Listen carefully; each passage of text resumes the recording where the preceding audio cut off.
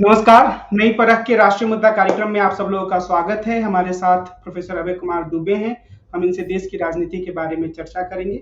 ज़्यादा हमारा जोर इस वक्त रहेगा कि जो कल और आज के दिन में राजनीतिक घटनाएं घटी हैं उनके बारे में हम इनसे बातचीत करें। अभय सर नमस्कार। नमस्कार कमल जी, नमस्कार। कल अरविंद केजरीवाल ने एक तरीके से लोगों को चौंका दिया जब उन्होंने इस्तीफे की घोषणा की। शायद लोग इसकी उम्मीद नहीं कर रहे थे। बहुत ही एक तरीके से टीवी की भाषा में कहें, अखबारों की भाषा में कहें तो क्या अरविंद केजरीवाल ने एक मास्टर स्ट्रोक खेल दिया? देखिए, मास्टर स्ट्रोक तो बहुत ही घिसी पिटी बात है, किसी भी रणनीति को मास्टर स्ट्रोक कहना। अरविंद केजरीवाल ने जो किया वो उनके लिए अनिवार्य भी था और स्वाभाविक भी था। देखिए, पिछले 1.5 से 2 साल से भारतीय जनता पार्टी दिल्ली को एक खास तरह की प्रयोगशाला बनाई हुई थी। कोशिश उसकी ये हो रही थी कि पीएमएलए कानून और धारा 45 का फायदा उठाकर आम आदमी पार्टी को पूरी तरीके से खत्म कर दिया जाए, निष्क्रिय कर दिया जाए। इसलिए एक एक करके उसके नेताओं को जेल में डाला गया और जबरदस्त रूप से मीडिया ने भी उसमें भाग लिया। आम आदमी पार्टी के खिलाफ प्रचार किया गया कि ये लोग शराब घोटाले में फंसे हुए हैं, बिल्कुल भ्रष्ट हैं। और शराब घोटाले को तो छोड़ ही दीजिए, लेफ्टिनेंट गवर्नर की मदद से छोटी छोटी बातों के ऊपर जांचें बैठाई गई। लगभग दिन एक समय तो ये था कि हर 2-3-4 दिन बाद एक खबर आती थी कि एलजी ने किस बात पे एक जांच बैठा दी है, एलजी ने इस बात को सीबीआई के पास भेज दिया है, एलजी ने इस बात पे कहा है कि इसकी हम जांच करेंगे। हालत ये थी कि भारतीय जनता पार्टी के लोग प्रतिनिधिमंडल बनाकर एलजी के पास जाते थे, उनको एक अर्जी देते थे, प्रतिवेदन देते थे और उस प्रतिवेदन को एलजी तत्परता से स्वीकार कर लेते थे। ये प्रक्रिया बहुत दिन तक चली और आम आदमी पार्टी के तमाम विधायकों, पदाधिकारियों, सबके खिलाफ जांचें बैठाई गई। उन्होंने जितनी भी नियुक्तियां दिल्ली में की थी, उन सारी नियुक्तियों को वो खत्म कर दिया। एक आम आदेश खत्म कर दिया गया, एक आम आदेश निकाल कर। तो इस तरीके से पूरा काम चल रहा था और भाजपा की पूरी कोशिश थी कि इस पार्टी को एक भ्रष्ट पार्टी कहा जाए और इसका जो यूएसपी है कि ये भ्रष्टाचार के खिलाफ लड़ने वाली पार्टी है, एक ईमानदाराना जनोन्मुख राजनीति करने वाली पार्टी है, उस यूएसपी को वो नुकसान पहुंचाया जाए, अगर हो सके तो उसको खत्म कर दिया जाए। फिर धीरे धीरे न्यायपालिका की मदद से, शीर्ष न्यायपालिका मैं कहूंगा, सुप्रीम कोर्ट की मदद से धीरे धीरे करके ये जो एक जाल बुना गया था, ये जाल थोड़ा कमजोर होना शुरू हुआ। उसमें सबसे पहले संजय सिंह को जमानत मिली। उसके बाद में फिर आप देखते हैं कि संजय सिंह के बाद में मनीष सिसोदिया को जमानत मिली, फिर विजय नायर को जमानत मिली, अब अरविंद केजरीवाल को जमानत मिली। और अब लगता है, और सुप्रीम कोर्ट ने ये स्थापित किया कि जमानत जो है वो नियम है और जेल अपवाद है। इस तरह करके वो जो योजना बनाई थी भारतीय जनता पार्टी ने, ये योजना फिलहाल धराशायी लगती है। लेकिन उन्होंने जो इस बीच में प्रचार किया और जनता के बीच में लगातार एक बात जाती रही मीडिया के जरिए, उससे मुझे लगता है कि अरविंद केजरीवाल, मनीष सिसोदिया और आम आदमी पार्टी को भी ये लगने लगा था कि उन्हें एक बार नए सिरे से उनकी अपनी जो नैतिकताएं हैं और उनकी जो दावेदारियां हैं, उनके ऊपर एक जनादेश ले लेना चाहिए। और वो जनादेश तभी ले सकते थे जबकि वो इस बात का इंतजार न करते कि भाई चुनाव अपने समय पे होगा, तब तक सत्ता में बने रहते। तो उन्होंने इस्तीफा दे दिया और इस्तीफा देने के बाद में कहा चुनाव जितनी जल्दी चाहे करा लिए जाए, महाराष्ट्र के साथ ही चुनाव करा लिए जाए। भारतीय जनता पार्टी ने तरह तरह के सवाल उठाए, जो स्वाभाविक है कि विपक्ष की पार्टी के तौर पर वो सवाल उठाएगी, कांग्रेस ने भी सवाल उठाए। लेकिन ऐसा करके राजनीतिक पहलकदमी जो भाजपा के हाथ में थी, अरविंद केजरीवाल ने अपने हाथ में राजनीतिक पहलकदमी ले ली और उनका ये निर्णय और घोषणा इतनी आकस्मिक थी कि वो भाजपा के और कांग्रेस के रणनीतिकार जो थे वो एक आवाज में बोल भी नहीं पाए। वो तरह तरह की बातें कहते हुए नजर आए और ऐसा लगा कि अभी वो पूरी तरह मानसिक रूप से तैयार नहीं थे कि ऐसा भी हो सकता है। तो इस लिहाज से मैं कहूंगा कि अरविंद केजरीवाल ने जो राजनीतिक दांव चला है, वो राजनीतिक दांव फिलहाल तो कामयाब लग रहा है। लेकिन हमें ये भी ध्यान रखना चाहिए कि कोई भी चुनाव आसान नहीं होता। हर चुनाव में करारी टक्कर होती है। आपको याद होगा कि 2019 में जब केजरीवाल के खिलाफ कोई इस तरह का आरोप नहीं था, 2020 के चुनाव में भी काफी तनाव पैदा हो गया था शाहीन बाग के मसले पर और ऐसा लग रहा था कि भारतीय जनता पार्टी दिल्ली की राजनीति में एक बड़ी वापसी कर सकती है।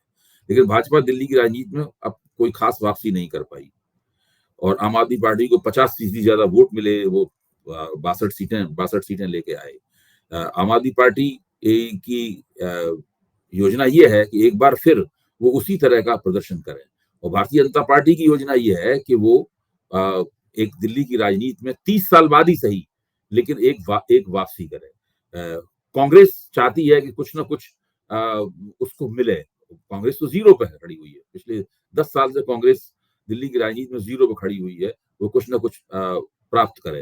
लेकिन दिक्कत ये है कि ना भाजपा के पास और ना ही कांग्रेस के पास कोई ऐसा नेता है जो कि अरविंद केजरीवाल के मुकाबले खड़ा हो सके।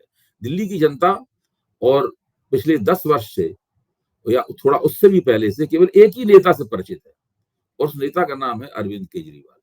तो उसके सामने अरविंद केजरीवाल अपने लिए एक जनमत संग्रह मांग रहे हैं।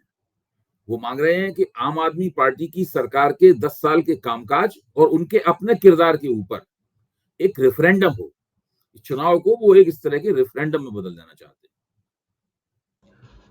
हैं। कुछ विश्लेषक यह मान रहे हैं कि अरविंद केजरीवाल को शायद उसी समय इस्तीफा दे देना चाहिए था जब उन्हें नोटिस मिलने शुरू हो गए थे, या ज्यादा से ज्यादा जब उन्हें जेल भेज दिया गया था। तो एक तरीके से जिस नैतिकता का दावा केजरीवाल आज के दिन कर रहे हैं वो और मजबूत होता, या फिर ये कहें कि आज उसका प्रभाव थोड़ा कम है। क्या इस विश्लेषण से आप सहमत हैं? देखिए, राजनीतिक नैतिकता और राजनीतिक रणनीति, ये दोनों चीजें साथ साथ चलती हैं। ऐसा नहीं होता कि रणनीति के अभाव में आप नैतिक बन जाएं और नैतिकता के अभाव में आप रणनीतिज्ञ बने। ऐसा होने पर दोनों ही चीजें बहुत खराब नजर आती हैं। उस वक्त भारतीय जनता पार्टी की कोशिश ये थी कि इनके ऊपर हमला किया जाए, इन पे आरोप लगाया जाए, इनको जेल भेजा जाए और उससे दबाव में आके ये मुख्यमंत्री पद छोड़ दें। उस वक्त केजरीवाल ने उसको कामयाब नहीं होने दिया। केजरीवाल ने कहा ये हम नहीं करेंगे। जब केजरीवाल रिहा हो गए तब वो पोजीशन ऑफ स्ट्रेंथ थे, मतलब वो एक मजबूत स्थिति में थे। सुप्रीम कोर्ट ने न केवल उनको रिहा किया था बल्कि जो सीबीआई के खिलाफ बहुत कड़ी टिप्पणियां की थी, सरकारी जांच एजेंसियों के खिलाफ कड़ी टिप्पणियां की थी। दूसरे, केजरीवाल को मुख्यमंत्री के तौर पर कुछ बंदिशें जरूर लगाई गई थी, लेकिन वो बंदिशें वैसी नहीं थी जैसी लोकसभा चुनाव के दौरान जब उनकी प्रचार के लिए रिहाई हुई थी, उस तरह की बंदिशें थी। उनको ये अधिकार थे, कोर्ट ने दे दिए थे कि जो एलजी के लिए जितनी भी फाइलें होंगी, एलजी की स्वीकृति के लिए फाइल, उन सब फाइलों पे वो दस्तखत कर सकते हैं। और दिल्ली की जो स्थिति है उसमें कम से कम 70-75% फाइलें ऐसी होती हैं जो मुख्यमंत्री के दस्तखत से लेफ्टिनेंट गवर्नर के पास जाती हैं। तो 70-75% फाइलों पे तो वो दस्तखत कर ही सकते थे। और जैसा कि हम जानते हैं कि चुनाव में केवल 4-5 महीने बाकी रह गए थे। अरविंद केजरीवाल चाहते तो बड़े आराम से 4-5 महीने मुख्यमंत्री बने रह सकते थे। और उनके ऊपर यह भी आरोप था कि भाई वो एक भव्य बहुत ही महंगे घर में रहते हैं, तो अब वो उस महंगे घर को भी छोड़ेंगे, सामान्य घर में जाएंगे और फिर एक संघर्ष के मोड में दोबारा आएंगे। तो उससे काफी परिस्थितियां जो आम आदमी पार्टी की इस भाजपा के हमले से गड़बड़ा गई थी, वो सारी परिस्थितियों में सुधार होगा। क्या जो चुनाव होने वाले, खासतौर पे हरियाणा के चुनाव जो कि कुछ हफ्तों बाद ही हैं, उस पर एक अरविंद केजरीवाल के इस फैसले का व्यापक असर पड़ेगा? और इस संदर्भ में मैं संदीप दीक्षित नहीं पड़ेगा। के पॉइंट में रखना चाह रहा था। संदीप दीक्षित ने ये कहा है कि ये सब तो पहले से फिक्स था और अरविंद केजरीवाल को रिहा किया ही जाना था, और शायद इससे लोग कह रहे हैं कि भाजपा को फायदा हो सकता है। मतलब अगर ये संदीप दीक्षित भी कह रहे हैं, कुछ भारतीय जनता पार्टी के तथाकथित समर्थक भी इस बात को कह रहे हैं। ये कह के तो आप सुप्रीम कोर्ट का अपमान कर रहे हैं। आप ये मान रहे हैं कि सुप्रीम कोर्ट ने अरविंद केजरीवाल को जमानत दी है वो भाजपा के साथ में एक साठगांठ करके दी है। मेरे ख्याल से तो इस बात को कोई तरजीह नहीं दी जानी चाहिए। इस प्रकार की जो बात कही जा रही है ये घटिया किस्म की बात है, निहायत ही घटिया किस्म की बात है। क्योंकि एक पैटर्न है, आप पैटर्न को देखिए, ट्रैक रिकॉर्ड है पूरा सुप्रीम कोर्ट का, खास तौर से शराब घोटाले पे जो जब भी जमानत के मुकदमे उसके पास गए हैं, आप उसको देख लीजिए। वो पूरा पैटर्न, संजय सिंह को जमानत देते हुए उन्होंने क्या बातें कही, मनीष सिसोदिया को जमानत देते हुए उन्होंने क्या बातें कही, अरविंद केजरीवाल को जमानत देते हुए उन्होंने क्या बातें कही, किस तरह उन्होंने हाई कोर्ट को डांट लगाई, निचली अदालतों के लिए डांट लगाई। वो एक पूरा पैटर्न है। ऐसा नहीं है कि अचानक एक जमानत, एक फैसला सुना दिया गया हो। एक सिलसिला है, उस सिलसिले को सुप्रीम कोर्ट ने अपनी खास शैली में उसको उसको कायम रखा, इसलिए ये तो बहुत ही घटिया बात है। दूसरे, हमारे देश में चाहे बिल्कुल पड़ोसी राज्य हों चाहे दूर दराज के राज्य हों, हर राज्य की राजनीति बहुत अलग अलग है। मतलब उसके अलग होने की कोई सीमा नहीं है। हरियाणा की राजनीति, दिल्ली की राजनीति और पंजाब की राजनीति, तीनों एक लाइन से लगे हुए हैं तीनों, लेकिन तीनों में कोई समानता नहीं है। मैं आपको बताऊं, हरियाणा की राजनीति बिल्कुल अलग है। अब आप देखिए कि पंजाब में आम आदमी पार्टी ने सरकार बना रखी और एक ऐतिहासिक चुनाव जीता है। दिल्ली में आम आदमी पार्टी बहुत मजबूत है, लेकिन हरियाणा में जब आम आदमी पार्टी चुनावी हस्तक्षेप करती है तो उसे 5% वोट भी नहीं प्राप्त होते। कभी कभी तो उसे मतलब 1%, 2%, 3%, 3 कुछ फीसदी इस तरह के वोट प्राप्त होते हैं। जबकि 24 निर्वाचन क्षेत्र ऐसे हैं जिनमें से जिनकी जो या तो दिल्ली की सीमा से लगे हुए हैं या पंजाब की सीमा से लगे हुए हैं। इन निर्वाचन क्षेत्रों में आम आदमी पार्टी को सशक्त हस्तक्षेप करना चाहिए, लेकिन अभी तक आम आदमी पार्टी जो हरियाणा के गांव हैं उनके अंदर अपनी पैठ नहीं बना पाई। उसकी पैठ ज्यादातर शहरों के अंदर थोड़ा बहुत उनके नेताओं का है।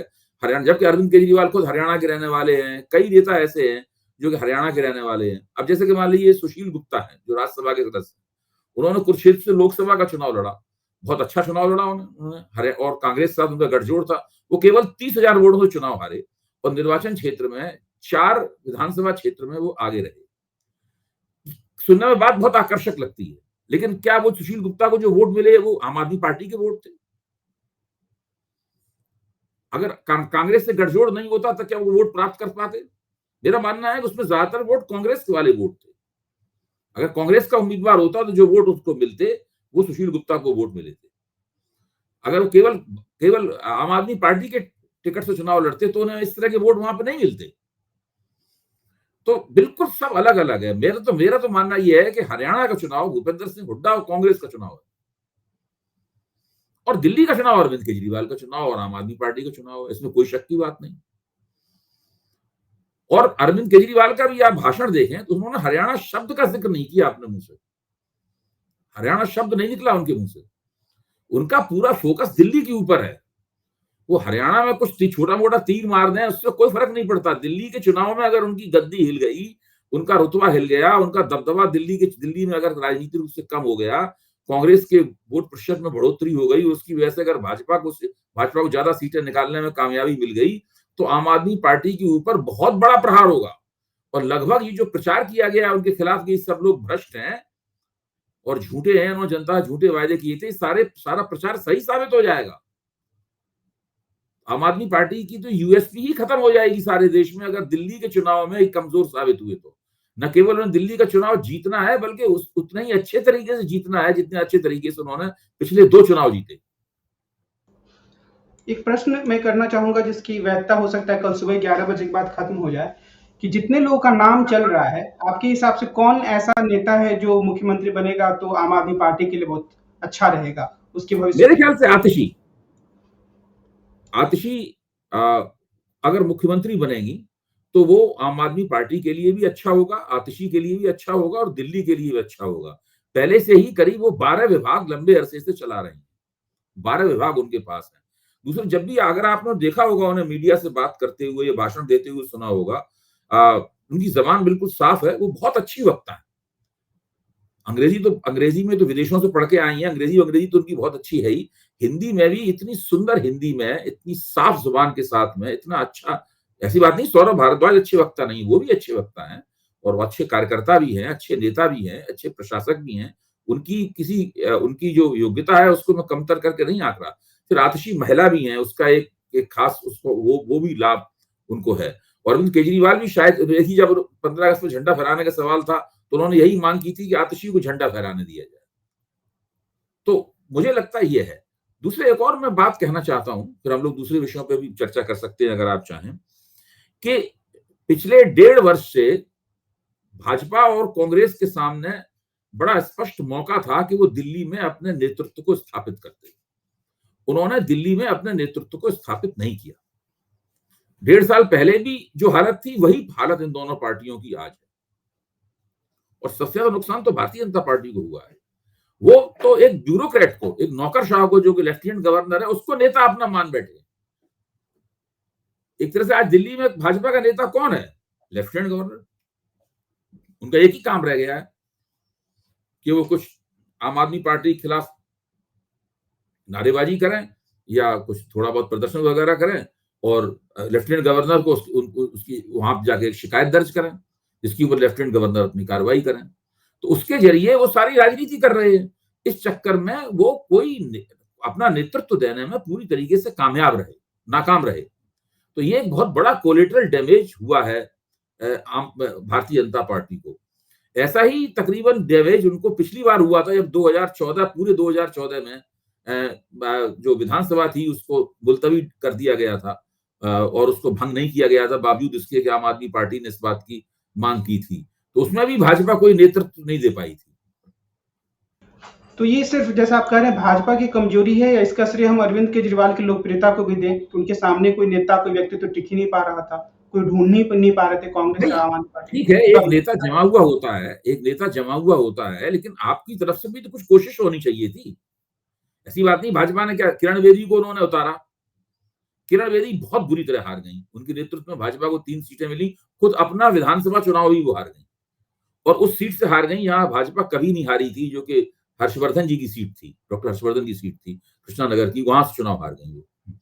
उसके बाद किरण बेदी का पता नहीं चला, उनको लेफ्टिनेंट गवर्नर बना के पौंडीचेरी भेज दिया गया, जहां वो कांग्रेस के साथ में कांग्रेस के साथ में जद्दोजहद उनकी होती रही। अब इससे पहले सुषमा स्वराज को एक बार मुख्यमंत्री के तौर पर उतारा गया, मुख्यमंत्री चेहरे के तौर पर उतारा गया था, उसमें शीला दीक्षित ने उनको बहुत बुरी तरीके से हरा दिया। 2013 में हर्षवर्धन को मुख्यमंत्री के चेहरे पर उतारा गया था, वहां भी बहुत भाजपा चुनाव नहीं जीत पाई, सबसे बड़े दल के रूप में उभरी, लेकिन नहीं जीत पाई। मैं तो मानता हूं 2013 में भाजपा ने शायद 31-32 सीटें उन्होंने जीती थी, उन्हें पूरा बहुमत नहीं मिल पाया था, उन्होंने सरकार बनाने से इनकार कर दिया था, जिससे आम आदमी पार्टी को कांग्रेस की मदद से सरकार बनाने का मौका मिल गया था। लेकिन वो चुनाव परिणाम इतना बुरा नहीं था। अगर हर्षवर्धन को लगातार नेता बनाए रखा जाता और दिल्ली भाजपा की बागडोर उनके हाथ में दे दी जाती कि भाई आप अगले 5 साल 4 साल जब भी अगले चुनाव हो, तो तब तक आप संघर्ष कीजिए। भाजपा ने क्या किया, हर्षवर्धन को उन्होंने मोर्चे से हटा लिया, यहां तक हर्षवर्धन का निर्वाचन क्षेत्र भी छीन लिया उन्होंने उनसे। फिर हर्षवर्धन की राजनीति ही तकरीबन भाजपा आला कमान ने खत्म कर दी। आज तक किसी की समझ में नहीं आया कि उनके साथ में ये ज्यादती क्यों की गई। तो भारतीय जनता पार्टी ने दिल्ली में जो किया है वो एक तरह से अपने पैरों में कुल्हाड़ी मारने के बराबर है, और ये काम वो लगातार कर रही है, अपना नुकसान खुद लगातार कर रही है। और कांग्रेस के साथ क्या दिक्कत रही, क्या दोनों का आधार एक है, इसके कारण से कांग्रेस शीला दीक्षित के पराजित होने और उसके बाद में उनका जो अवसान हुआ, उनका जो देहांत हुआ, उसके बाद से कांग्रेस भी कोई अपना नेता नहीं पेश कर पाई, और कांग्रेस तो बहुत ही एकदम निराशा के दौर में चली गई, सत्ता उसके हाथ से गई है, तो केंद्र में भी निराशा के दौर में चली गई और दिल्ली में भी निराशा। केंद्र में तो उभर गई है कांग्रेस, लगातार बढ़ रही है, लेकिन दिल्ली में अभी भी उसकी वही स्थिति है।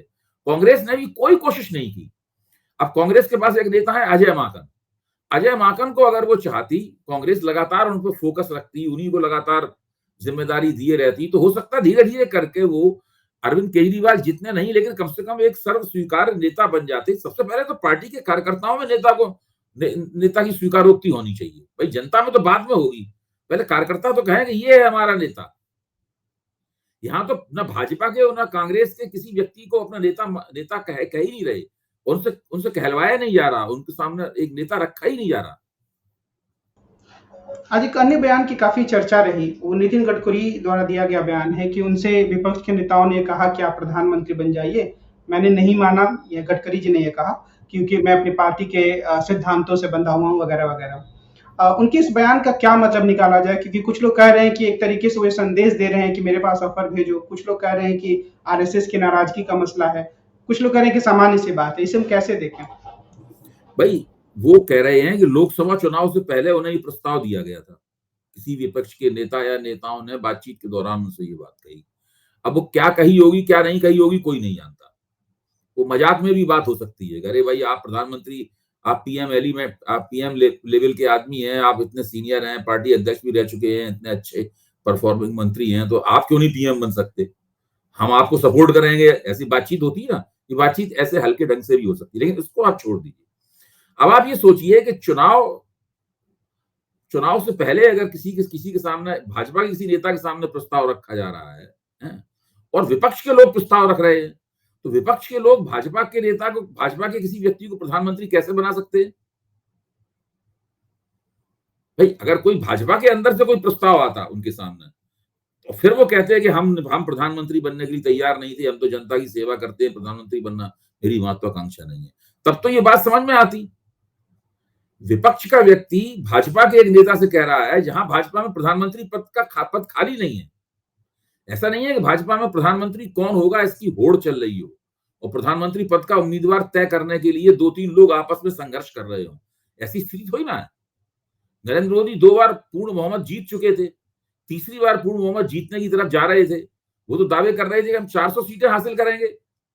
भाजपा के अंदर से आप कल्पना कर सकते हैं कि भाजपा के अंदर से कोई खड़ा होकर कहता है कि नहीं, प्रधानमंत्री पद के उम्मीदवार हम भी हैं। तो मुझे तो उनकी बात में कोई भी दम नजर नहीं आती। अपनी गोटी लाल करने के लिए, अपने आप को सुरखरू करने के लिए कोई भी इस तरह की बात बोल ले, वो अलग बात है। मुझे तो लगता है अगर उनसे बात कही भी गई होगी तो ऐसे ही हल्के ढंग से बात कही गई होगी कि आप तो प्रधानमंत्री पद के लायक हैं, आप कीजिए, हम भी आपको सपोर्ट करेंगे। भाजपा के बाहर के लोग भाजपा के प्रधानमंत्री पद के उम्मीदवार के बारे में कैसे फैसला कर सकते हैं? आज की बातचीत को हम इसी बिंदु पर विराम देते हैं। हम कल फिर मिलेंगे और देश की राजनीति के बारे में अभय जी से विस्तार से बातचीत करेंगे। आज की बातचीत के लिए आपको बहुत बहुत धन्यवाद। नमस्कार। नमस्कार।